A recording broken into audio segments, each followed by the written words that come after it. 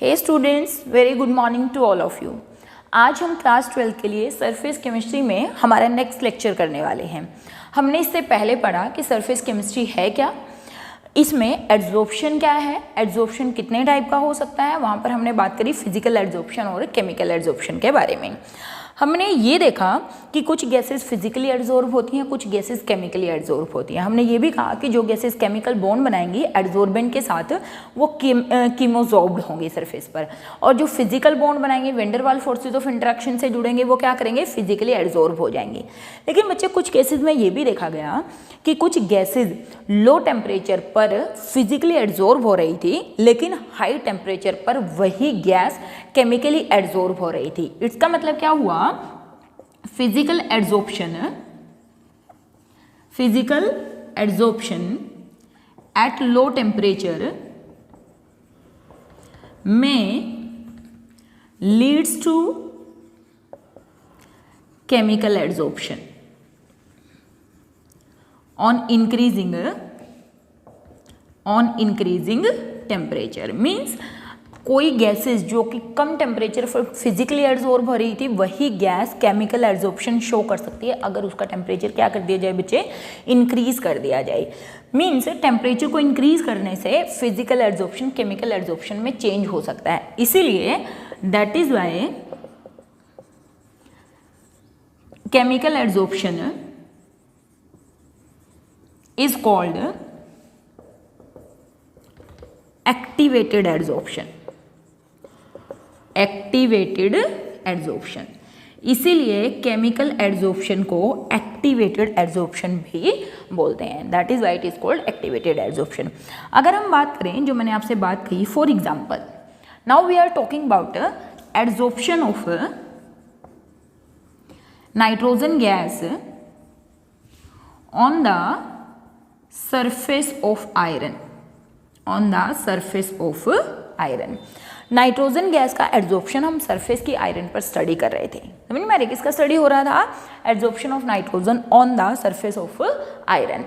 ये देखा गया कि जो एड्जॉर्प्शन था 80 केल्विन पर पहले स्टडी किया गया। किस पर, 80 केल्विन पर। 80 केल्विन पर N2 is physisorbed on surface of iron. ठीक है, 80 केल्विन पर नाइट्रोजन क्या हो रही थी, फिजियोजॉर्ब हो रही थी। At room temperature means we can say approximately at 298 kelvin या 300 केल्विन के अप्रोक्सीमेट नो एड्जॉर्प्शन।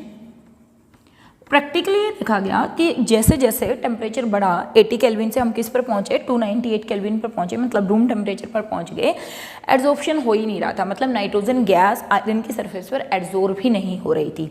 लेकिन ये देखा गया एट अप्रोक्सीमेटली 775 केल्विन ये जो गैस थी N2 is chemisorbed on surface of iron. Means जैसे जैसे क्या हुआ, टेम्परेचर इंक्रीज हुआ, कोई भी गैस जो पहले फिजिकल एड्जॉर्ब हो रही थी हाई टेम्परेचर पर वो कीमोजॉर्ब्ड होना शुरू हो गई। इस ग्राफ को आप ऐसे रिप्रेजेंट कर सकते हैं। हमने यहाँ पर कहा कि there is adsorption of nitrogen, we are talking about adsorption of nitrogen. यहाँ पे हम बात करते हैं टेम्परेचर्स हैं, these are temperature in kelvins. ठीक है ना, टेम्परेचर इन केल्विन। तो मैं यहाँ पे शुरू कर देती हूँ, 100 से शुरू कर लेते हैं। चलो 100, 200, 300, 400, 500, 600 and 700 and 800 and so on. ठीक है, ऐसा ग्राफ। तो देखा, ये देखा गया बच्चे कि जैसे जैसे अगर हम बात करें जब लो टेम्परेचर था तो ये फिजिकली एड्जॉर्ब थी। जैसे जैसे रूम टेम्परेचर पर पहुँचे यानी कि यहाँ पर ये देखा गया कि एड्जॉर्प्शन था वो नियरली जीरो था। मतलब ऐसे दिख ही नहीं रहा था, ऐसा ऑब्जर्व ही नहीं हो रहा था कि नाइट्रोजन क्या हो रही है, एड्जॉर्ब हो रही है सरफेस पर, डिक्रीज हो गया। लेकिन जैसे जैसे टेम्परेचर बढ़ा और टेम्परेचर बढ़कर बच्चे कहाँ तक, लगभग यहाँ तक पहुँच गए हम 700 के आसपास। उसके बाद ये देखा गया कि जो गैस थी वो वापस on the surface of iron क्या होना शुरू हो गई, कीमोजॉर्ब्ड। मीन्स एड्जॉर्प्शन वापस क्या होने लग गया, इंक्रीज होने लगा। और ये ग्राफ मैंने ऐसे क्यों बनाया है, क्योंकि हमें मालूम है फिर कुछ टाइम के बाद कीमोजॉर्ब होता है, एड्जॉर्प्शन इंक्रीज करता है, लेकिन फिर से अगर आप बहुत ज़्यादा हाई टेम्परेचर बढ़ा देते हैं तो मॉलिक्यूल्स की काइनेटिक एनर्जी बढ़ने के कारण, वाइब्रेशन बढ़ने के कारण वो डिसॉल्व होना शुरू हो जाते हैं। तो इसको ध्यान से देखिए, this is adsorption rate of adsorbate and mass of adsorbent, ठीक है ना, mass of adsorbate, mass of adsorbent, that is adsorption किसका, नाइट्रोजन का, किस पर, वेरियस टेम्परेचर्स पर। तो ये देखा गया कि स्टार्टिंग में तो क्या था, जैसे जैसे जैसे टेम्परेचर बढ़ रहा था एड्सॉर्प्शन घट रहा था। 80 डिग्री पर तो हमने कहा काफ़ी एड्सॉर्प्शन था 80 डिग्री पर, लेकिन उसके बाद घटा घटा घटा और लगभग ये देखा गया रूम टेम्परेचर के आसपास, 0 के आसपास एड्सॉर्प्शन हो गया। और फिर जैसे जैसे टेम्परेचर इंक्रीज हुआ एड्सॉर्प्शन की रेट भी क्या हो गई, इंक्रीज हो गई। तो this is adsorption of any gas which is physically adsorb may result into chemically adsorption if the temperature is increased। और एग्जांपल ले सकते हैं, जैसे adsorption of hydrogen on the surface of निकल, ऑन द सरफेस ऑफ निकल। हमें मालूम है हाइड्रोजन गैस क्या करती है, नाइट्रोजन की सरफेस पर क्या होती है, एड्सॉर्ब होती है। और होगा क्या, स्टार्टिंग में ये क्या होगी, फिजिकली एड्सॉर्ब होगी, जैसे जैसे टेम्परेचर इंक्रीज होगा ये क्या हो जाएगी, केमिकली एड्सॉर्ब हो जाएगी, किसके ऊपर, on the surface of nickel. तो this is very simple and small concept कि किस तरीके से फिजिकल एड्सॉर्प्शन केमिकल एड्सॉर्प्शन में चेंज हो सकता है इन सम केसेस। कुछ गैसेस जो फिजिकली एड्सॉर्ब हैं वो केमिकली एड्सॉर्ब भी हो सकती हैं, ठीक है। फिर एक छोटा सा टॉपिक और करेंगे, that is competitive adsorption. This is competitive adsorption, यानी कि adsorption between the gases, competition हो रहा है दो गैसेस के बीच में। तो ये देखा गया कि जो गैस ज़्यादा एड्सॉर्ब होती है वो in preference to other gas क्या करती है, एड्सॉर्बेंट की सरफेस पर पहले एड्सॉर्ब हो जाती है।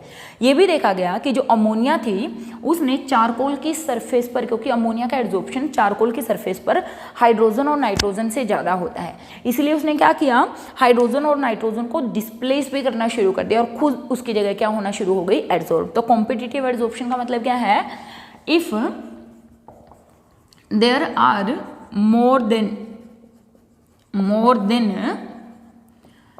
one adsorbent, sorry adsorbate, not adsorbent, adsorbate, then the substance which have greater adsorption tendency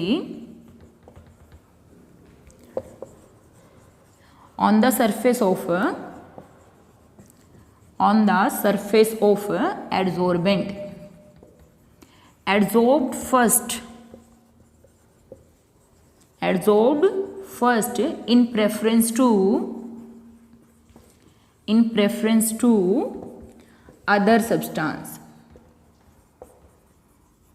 which is have less tendency to get adsorbed। Means अगर कोई भी दो गैसेज हैं, फॉर एग्जाम्पल हमने कहा एड्सॉर्प्शन, किसका एड्सॉर्प्शन, अमोनिया का, is more on the surface of charcoal. ठीक है, क्या था हमारे पास थी, नाइट्रोजन थी, ऑक्सीजन थी, अमोनिया थी, नाइट्रोजन थी, है ना, हाइड्रोजन थी। तो ये देखा गया हाइड्रोजन नाइट्रोजन की कंपैरिजन में ये तीन हमारे पास क्या थे, एड्सॉर्बेट थे।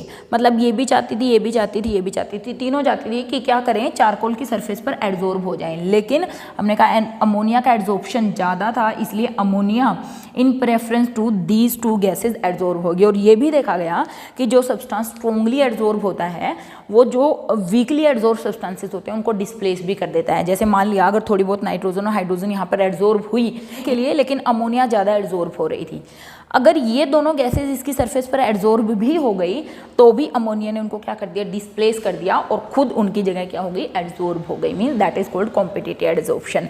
इसको शो करने के लिए आप यहाँ पे एक ग्राफ भी देख सकते हैं कि किस तरीके से गैसेज एक दूसरे के साथ कॉम्पिटिशन करके क्या कर सकती हैं, एड्सॉर्प्शन ज़्यादा शो कर सकती हैं। जैसे ये देखा गया कि गैसेज एड्सॉर्ब हो रही हैं, ये है helium, neon, argon, krypton, xenon और यहाँ पे मैंने लिख दिया अमोनिया। ये है that is rate of adsorption. और ये हम क्या कर रहे हैं, डिफरेंट गैसेस के रिगार्डिंग क्या देख रहे हैं, एड्जॉर्प्शन देख रहे हैं कि गैसेस किस तरीके से एड्जॉर्ब हो सकती हैं। तो ये देखा गया कि जैसे जैसे जिन गैसेस की टेंडेंसी ज़्यादा एड्जॉर्ब होने की होती है, जैसे इसका एड्जॉर्प्शन क्या है, सबसे ज़्यादा है क्रिप्टॉन से ज़्यादा, आर्गन से ज़्यादा, नियोन से ज़्यादा, हीलियम से ज़्यादा। मीन जो गैसेस जिनकी नेचर ज़्यादा स्ट्रॉन्गली एड्जॉर्ब होने की है वो in preference to other substance surface पर एड्जॉर्बेंट की एड्जॉर्ब हो जाती हैं। ठीक है, तो this is a very small topic of competitive adsorption. अब हम बात करने वाले हैं किसके बारे में, factors affecting the rate of adsorption या adsorption of gases on the solid. Factors affecting rate of adsorption या adsorption of gases on solids. Factors affecting rate of adsorption, अगर हम इसकी बात करें तो सबसे पहले हम बात करें किसकी, nature of adsorbent. Nature of adsorbent, कौन कौन से फैक्टर हैं, देखिए बच्चे हमने बात करी बहुत सारी चीज़ें हैं जो एड्जॉर्प्शन को अफेक्ट कर सकते हैं। उनमें से हम पहली बात कर रहे हैं किसकी, नेचर ऑफ एड्जॉर्बेंट, यानी कि जो सब्सटेंस हम एड्जॉर्प्शन के लिए ले रहे हैं। फॉर एग्जांपल कौन कौन से लिए, हमने कहा सिलिका जेल हो सकता है ना, हमने कहा एल्यूमिना जेल हो सकता है, एल्यूमिना जेल, हमने कहा कोई क्ले हो सकती है, फुलर अर्थ हो सकती है ना, मेटल्स हो सकते हैं। ये सब क्या है, ये सब एड्जॉर्बेंट हैं जिनकी सरफेस पर एड्जॉर्प्शन होना है। तो इनकी नेचर कैसे अफेक्ट करेगी, पहली बात एड्जॉर्बेंट जो है, एड्जॉर्बेंट सरफेस एरिया हाई होना चाहिए। Surface area should be more. देखिए जितना ज़्यादा सरफेस एरिया होगा उतना ही रेट ऑफ एड्जॉर्प्शन ज़्यादा होगा। Means surface area is directly proportional to adsorption. More the surface area more will be the adsorption, सीधी सी बात है। दूसरा, अगर हम इसी में बात करें, इसको हम फर्स्ट पॉइंट मान लेते हैं, इसको हम सेकंड पॉइंट मान लेते हैं। क्या, एड्जॉर्बेंट शुड बी पोरस।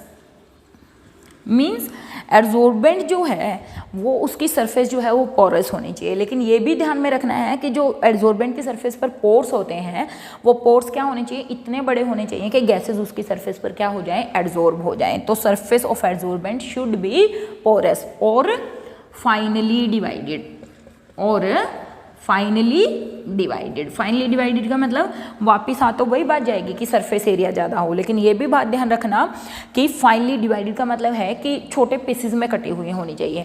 ऐसा ना हो कि किसी चीज़ का मैं बिल्कुल पाउडर बना दूँ, चूरा बना दूँ। अगर मान लिया मैंने चारकोल को बिल्कुल पाउडर फॉर्म में कन्वर्ट कर दिया तो वहाँ पर उसका रेट जो एड्जॉर्प्शन है वो इनफैक्ट कोई इफेक्ट नहीं डालेगा, मतलब वहाँ पे एड्जॉर्प्शन वो ढंग से शो ही नहीं करेगा। तो बिल्कुल भी ऐसा नहीं है कि बिल्कुल उसको क्रश्ड पाउडर कर देना, उसको क्या कर देना, फाइनली डिवाइडेड फॉर्म में ले जाना है, क्योंकि उससे क्या होगा, सरफेस एरिया बढ़ जाएगा। तो हमने कहा नेचर ऑफ एड्जॉर्बेंट का मतलब क्या हुआ, सरफेस एरिया ज़्यादा होना चाहिए, उसके साथ साथ पोरस होना चाहिए, और वो कैसा होना चाहिए, फाइनली डिवाइडेड एड्जॉर्बेंट होना चाहिए।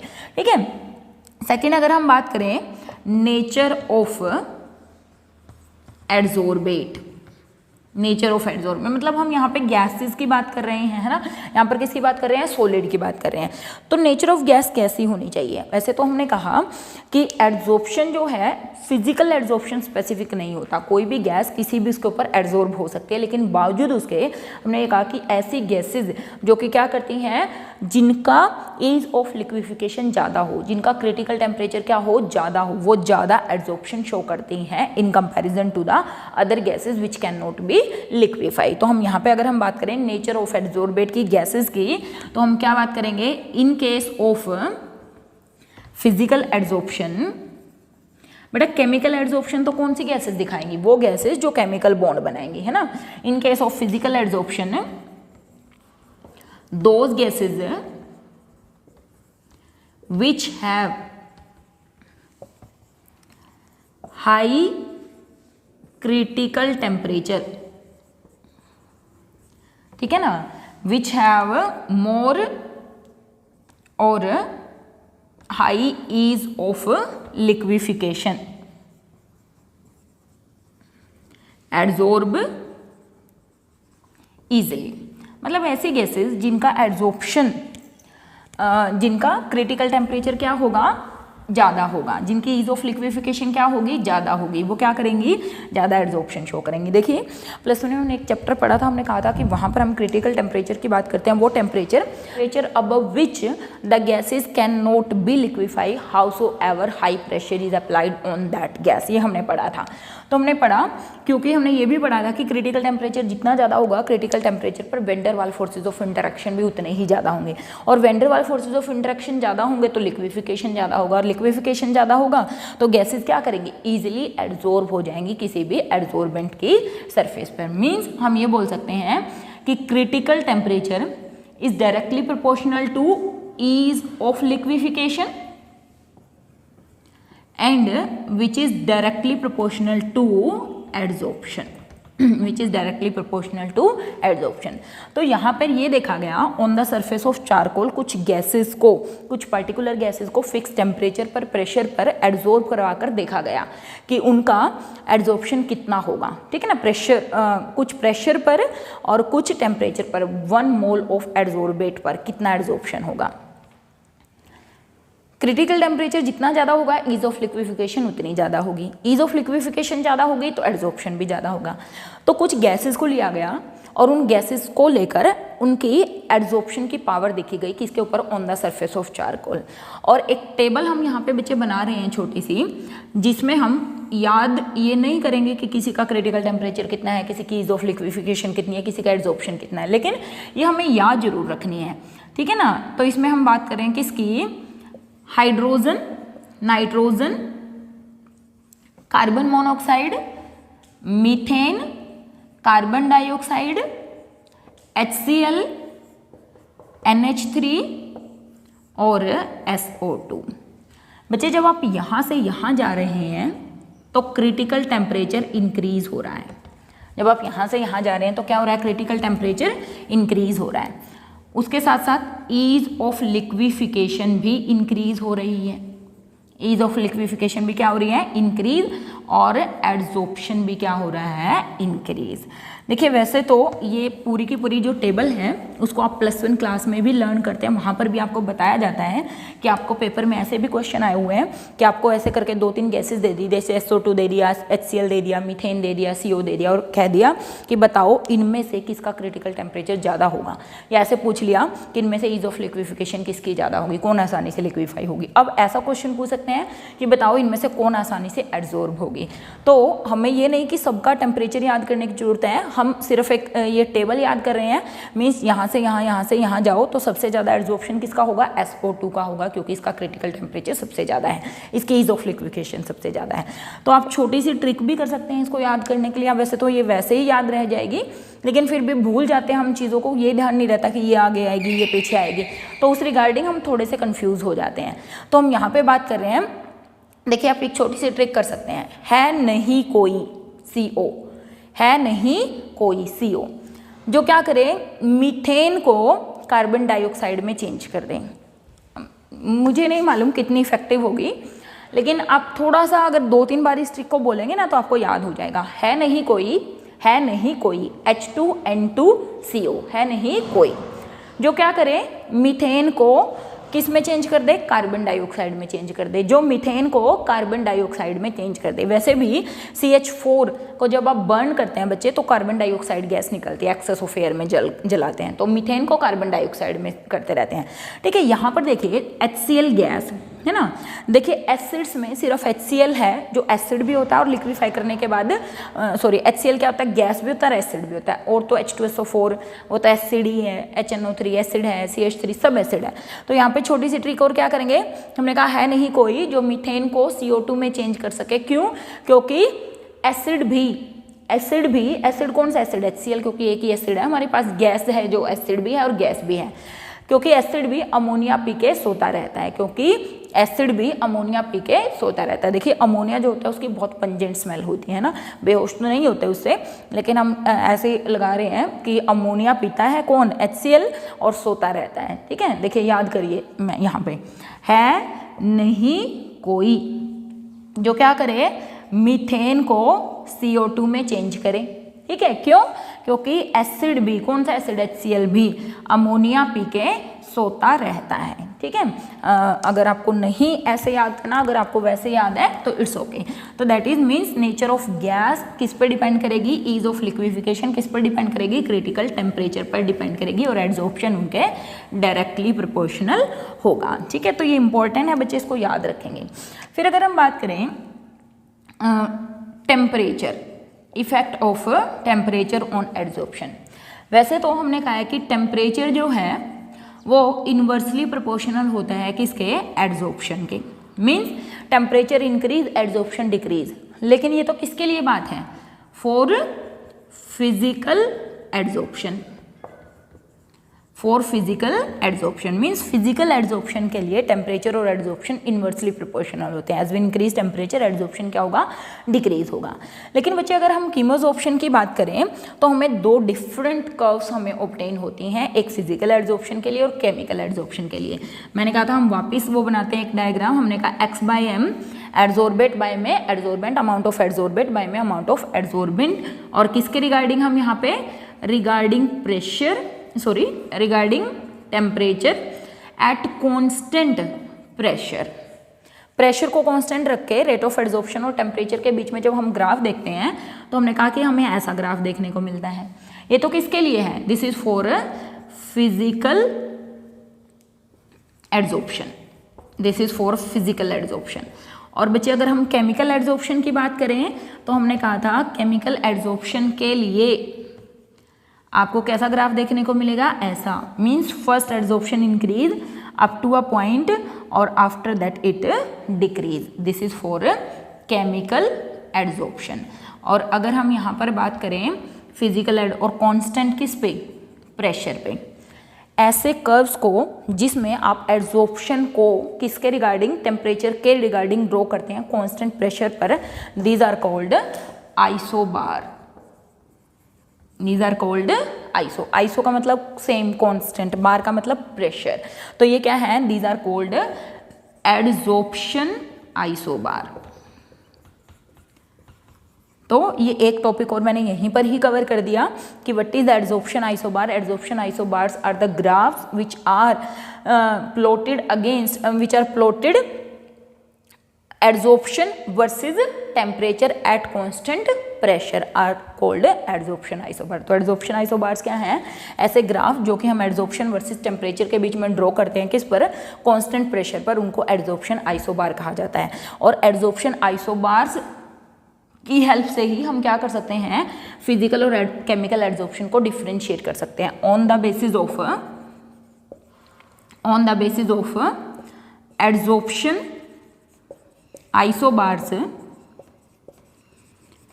क्या किया जा सकता है, physical and chemical adsorption can be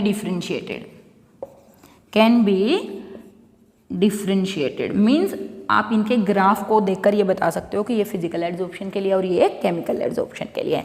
तो यहाँ पर मैंने एक साथ 2-3 टॉपिक कर दिए कि इफेक्ट ऑफ टेम्परेचर क्या होता है, टेम्परेचर बढ़ाने पर एड्सॉर्प्शन घटता है, लेकिन किसके लिए, फिजिकल एड्सॉर्प्शन के लिए ये ग्राफ है। और केमिकल एड्सॉर्प्शन के लिए क्या होता है कि एड्सॉर्प्शन क्या करता है, पहले तो इंक्रीज करता है और फिर डिक्रीज करता है। देखिए बच्चे मैं 2-3 बार ये बात बता चुकी हूँ कि ऐसा क्यों होता है, इसीलिए इसको एक्टिवेशन एड्सॉर्प्शन भी बोलते हैं, क्योंकि स्टार्टिंग में जब आप टेम्परेचर बढ़ाते हैं तो मॉलिक्यूल्स को एक्टिवेशन एनर्जी चाहिए होती है केमिकल एड्सॉर्प्शन के लिए।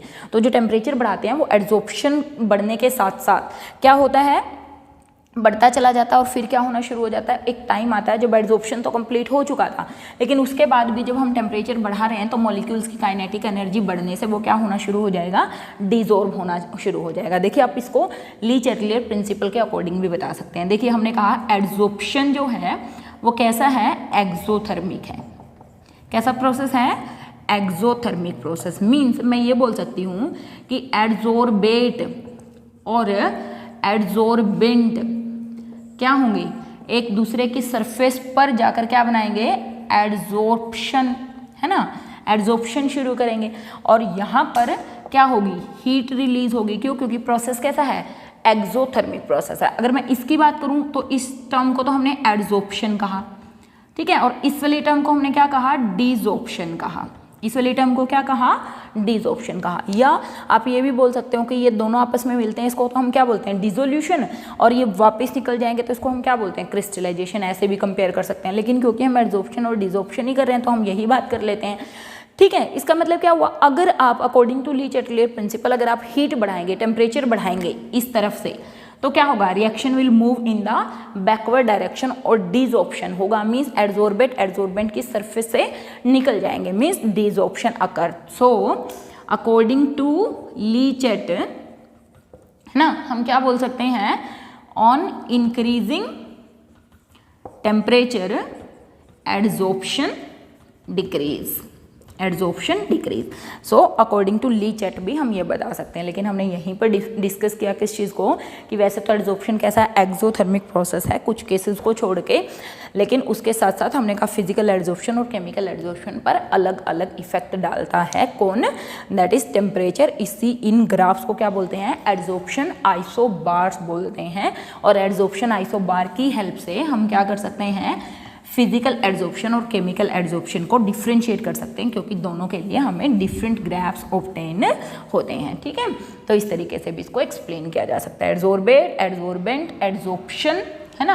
ये क्या बन गया, यहाँ पर एडसोर्प्शन हो गया, गैसेस एडसोर्ब हो गई, इस प्रोसेस को एडसोर्प्शन, और इसको क्या बोलते हैं, डिसऑर्प्शन। और प्रोसेस क्या है, हीट इवॉल्व होती है, मतलब एक्सोथर्मिक प्रोसेस है, इसीलिए ली चैट कहते हैं कि इधर कुछ भी चीज़ बढ़ाओगे रिएक्शन इधर जाएगी, इधर कुछ भी चीज़ बढ़ाओगे reaction will move in the forward direction. ठीक है। Next topic, let we discuss about the pressure, effect of pressure, कि अगर कोई भी गैस किसी एडसोर्बेंट की सरफेस पर एडसोर्ब होती है, ठीक है, हमने बात करी गैस एडसोर्बेंट की सरफेस पर जब एडसोर्ब होती है, ये क्या हुआ, एडसोर्बेट हुआ, तो हमने कहा कि प्रेशर क्या हो जाता है, प्रेशर डिक्रीज हो जाता है गैस का, है ना, गैस प्रेशर डिक्रीज। कोई भी गैस थी, मैंने एग्जांपल भी दिया था कि हमारे पास एक कंटेनर है, यहाँ पर कोई गैस है, उसका कुछ प्रेशर था, मैंने इसके अंदर कुछ चारकोल डाल दिया, तो ये देखा गया कि जो गैसेस थे इसकी सरफेस पर एडसोर्ब होने के कारण इस कंटेनर का प्रेशर क्या हो गया, डिक्रीज हो गया।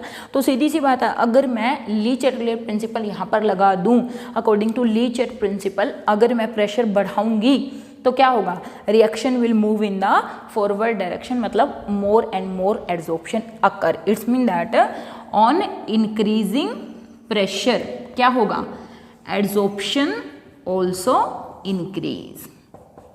ठीक है ना, according to Le Chatelier, because हमें मालूम है कि एडसोर्ब, कोई भी गैस जब किसी भी सरफेस पर एडसोर्ब होती है तो प्रेशर क्या होता है, डिक्रीज हो जाता है, और जब आप प्रेशर बढ़ाओगे तो क्या होगा, उससे रेट ऑफ एडसोर्प्शन क्या होगी, इंक्रीज होगी। तो इसीलिए on increasing the pressure rate of adsorption क्या हो जाती है, इंक्रीज हो जाती है। ठीक है। देखिए, अगर हम इफेक्ट ऑफ प्रेशर भी देख लें और टेम्परेचर भी देख लें, दोनों ही चीज़ हम देखते हैं। हमने यहाँ पे बात करी एडसोर्प्शन की, यहाँ पे हम बात कर रहे हैं प्रेशर, मैंने लिया है यहाँ पर, ठीक है, और साथ में मैं 3 अलग अलग टेम्परेचर्स की बात कर रही हूँ। देखिए यहाँ पर ऐसे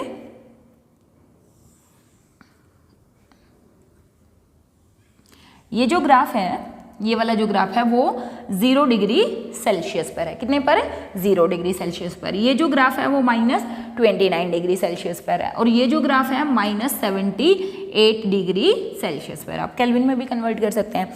तो 0 डिग्री सेल्सियस पर अगर आप देखिए, जब टेम्परेचर क्या था, ज़्यादा था, है ना, ये माइनस में चले गए तो ये टेम्परेचर क्या हुए, कम। जब टेम्परेचर ज़्यादा था तो एडसोर्प्शन देखिए, यहाँ पर एडसोर्प्शन क्या था बच्चे, कम था, यहाँ से लगा लीजिए, एडसोर्प्शन क्या था, कम। जब टेम्परेचर डिक्रीज हुआ तो एडसोर्प्शन क्या हो गया बच्चे, इंक्रीज, और जब टेम्परेचर और ज़्यादा डिक्रीज हुआ तो एडसोर्प्शन क्या हो गया, और ज़्यादा इंक्रीज। मीन्स लोअर टेम्परेचर पर एडसोर्प्शन, हाई टेम्परेचर पर एडसोर्प्शन कम, लोअर पर और ज़्यादा, और लोअर पर और ज़्यादा, मतलब अगर टेम्परेचर घटाएंगे तो एडसोर्प्शन क्या होगा, इंक्रीज होगा। ये ग्राफ देखने को मिले। और देखिए प्रेशर के रिगार्डिंग, अब आप यहाँ पे ध्यान दीजिए, हम यहाँ पे प्रेशर क्या करें, इंक्रीज। जब प्रेशर कम था तो एडसोर्प्शन क्या था, कम था। किसी भी तीनों में से कोई भी कर्व ले लीजिए, देखिए जब प्रेशर बढ़ा तो एडसोर्प्शन भी क्या हो गया, इंक्रीज हो गया इतना, और जब प्रेशर देखिए इतना ज़्यादा इंक्रीज हुआ तो एड्जॉर्प्शन इतना ज़्यादा इंक्रीज हो गया, मीन्स प्रेशर के इंक्रीज करने से एड्जॉर्प्शन क्या होगा, इंक्रीज होगा।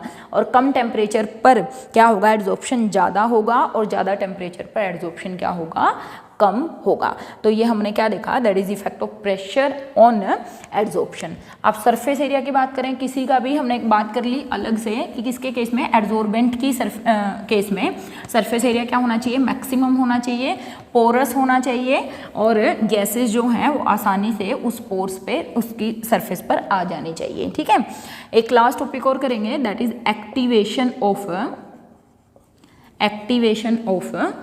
एड्जॉर्बेंट। बेटा एक्टिवेशन ऑफ एड्जॉर्बेंट से मीनिंग होता है कि जैसे मान लिया कोई सरफेस है मेरे पास, कोई भी सरफेस है, आप कोई एनीथिंग एल्स कोई भी सरफेस ले सकते हैं, चलो ये बोर्ड ही ले लेते हैं, एक सरफेस है जिस पर मुझे एड्जॉर्प्शन कैरी आउट करके दिखाना है। तो बच्चे आप ये देखिए कि यहाँ पे एड्जॉर्प्शन देखने के लिए अगर इस बोर्ड पे ऑलरेडी कुछ गैसेज एड्जॉर्ब हो रखी होंगी और मुझे इस पे कोई नई गैस को एड्जॉर्ब करवाना है, तो सीधी सी बात है जो गैसेज पहले एड्जॉर्ब हो रखी हैं उन्होंने कुछ एक्टिव साइड को ऑक्यूपाई कर रखा होगा, तो एड्जॉर्प्शन क्या होगा, कम होगा। तो मुझे एक्टिवेशन ऑफ एड्जॉर्बेंट का मीनिंग ये होता है कि एड्जॉर्बेंट की सरफेस पर जो ऑलरेडी गैसेज होती हैं एड्जॉर्ब, उनको निकाल दीजिए, उनको डिजॉर्ब करवा दीजिए और एड्जॉर्बेंट की सरफेस को बिल्कुल क्लीन कर दीजिए ताकि इस पे ज़्यादा से ज़्यादा एड्जॉर्प्शन हो सके। इसको बोलते हैं एक्टिवेशन ऑफ एड्जॉर्बेंट। तो इसका मीनिंग क्या हुआ, that is cleaning of surface of adsorbent so that more adsorption में अकर, मोर एड्जॉर्प्शन में अकर। ठीक है, और ऐसा कैसे किया जा सकता है, this can be done simply first by increasing temperature और बाय हीटिंग। देखिए किसी सरफेस पर कुछ गैसेस एड्जॉर्ब हो रखे हैं, आप टेम्परेचर बढ़ा दीजिए, गैसेस क्या हो जाएंगे, डिजॉर्ब हो जाएंगी, है ना। दूसरा खाली सरफेस पे, ठीक है ना, वैक्यूम क्रिएट करके भी कर सकते हैं by mechanical scrubbing, mechanical scrubbing. देखिए कोई सरफेस है उसको क्या कर दीजिए, स्क्रबिंग, रगड़ दीजिए उस सरफेस को बुरे तरीके से मैकेनिकली, जो गैसेज उस पर एब्जॉर्ब होंगी वो क्या हो जाएंगी, डिजॉर्ब हो जाएंगी। ऐसा भी किया जा सकता है by making surface rough and finally divided it. देखिए मैंने कल भी बात करी थी, परसों या जिस भी लेक्चर में, मान लीजिए ये निकल की सरफेस है, दिस इज निकल सरफेस लाइक दिस। और बच्चे हम क्या करें, ये जितनी भी साइट हैं इन सबको क्या बोला, एक्टिव साइट्स बोला। कौन सी एक्टिव साइट, ये वाली देखिए 1 2 3 4 5 6 7 8, नीचे हो गई 9 10 11 12 13 14, ये सब एक्टिव साइट है। ये था निकल की सरफेस। अब मैंने क्या किया, इसको पीसेज में काट दिया। देखिए अगर मैं इसको यहाँ से पीसेज में काट दूँ, देखो बट कितनी 1 2 3 4 5 6 नई सरफेस अराइज हो जाएंगी। अगर मैंने इसको यहाँ से काट दिया 6 और नई सरफेस अराइज हो जाएंगी। इसको मैंने यहाँ से काट दिया 6 और नई सरफेस, मीन्स जो एक्टिव साइट्स हैं वो बढ़ जाएंगी। क्या करके, सरफेस को रफ कर दो या फिर उसको क्या कर दो, फाइनली डिवाइड कर दो, क्योंकि सरफेस जितनी ज़्यादा होगी रेट ऑफ एब्जॉर्प्शन उतनी ही ज़्यादा होगी। देखिए अगर आप इसका मतलब ये है, देखना टाइल्स जो होती है ना बेटा, टाइल्स जो फ्लोर टाइल्स होती हैं, अगर आप फ्लोर टाइल पे चौक से लिख कर देखें या मैं इस बोर्ड पे ही चौक से लिख कर देखूं तो क्या एब्जॉर्प्शन होगा, एब्जॉर्प्शन नहीं होगा, है ना। और अगर मैं क्या करूं, रफ सरफेस पर, जैसे कि हमारा ग्रीन ब्लैक बोर्ड होता है, उस पर अगर मैं लिख कर देखूं तो वो एड्जॉर्ब हो जाएगा। इसका मतलब क्या हुआ, सरफेस जितनी ज़्यादा रफ होगी उस पर एड्जॉर्प्शन उतना ही ज़्यादा होगा। तो ये सम ऑफ द मेथड्स हैं by which we can increase the adsorption on the surface of adsorbent. Mechanical scrubbing से कर सकते हैं, फाइनली डिवाइड करके कर सकते हैं, पोरस बना के कर सकते हैं, लेकिन पाउडर नहीं बनाना, छोटा करना है पीसेज में, ठीक है।